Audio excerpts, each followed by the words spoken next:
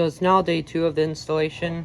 So the unit arrived damaged. We just took the box off.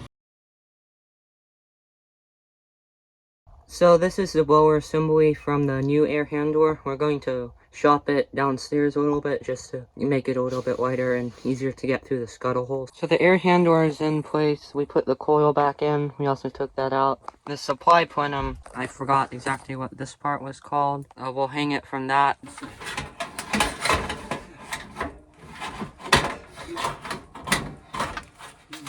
So reconnecting the blower motor electrical. These are the speed taps. Secure the blower motor and reconnect the temperature sensor for the evaporator. So this long extension is pretty good. So the electrical is connected. Supply plenum has a couple screws in it, and we have the webbing strap here that is holding it up. We're also deconstructing the old unit right now, and we'll take it down piece by piece. Since there isn't too much space outside for a filter dryer, we're going to put the filter dryer probably about right here. I'll start purging the line set now. So these lines have been cut, sanded, and deburred. This is the bag for the purging tool on.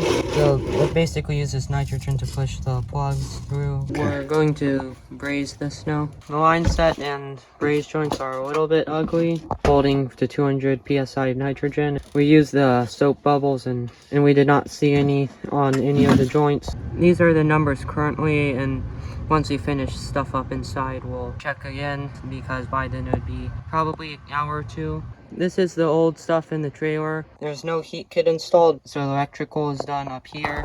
I'll try and find the wire nut, but for now, this dehumidification terminal is taped off, and this is a single stage unit, so W2 and W1 are jumped together, and the Y2 and Y1 are jumped together. It'll always run in high speed. If it's only a single stage, make sure you connect it to both or the Y2, otherwise it'll run the incorrect blower speed. The audio was bad for some reason, so this is a voiceover, but we used a piece of the panel from the old air handler to make the different size plenums fit the new air handler.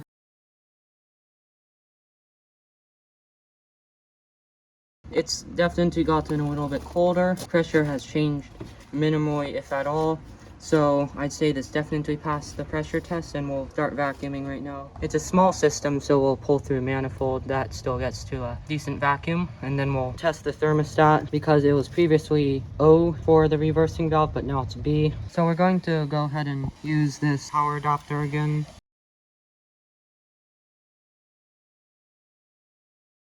Sunset's very early, so that's why it's dark. This is in heat mode right now, and this feels cool. The vapor line, which is currently the discharge line, since it's currently in heating, is warm, so that's a good sign. I'll check the registers now. I don't know why there's this kind of tape used, but not my job, not my customer.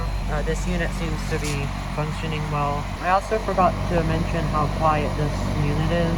It's an ECM condenser fan motor, which I don't necessarily like, but this is very, very quiet. The condenser fan motor might be the loudest part. This installation is complete, and I'll see you in the next video. I have a Discord server, link is in the description. Please subscribe.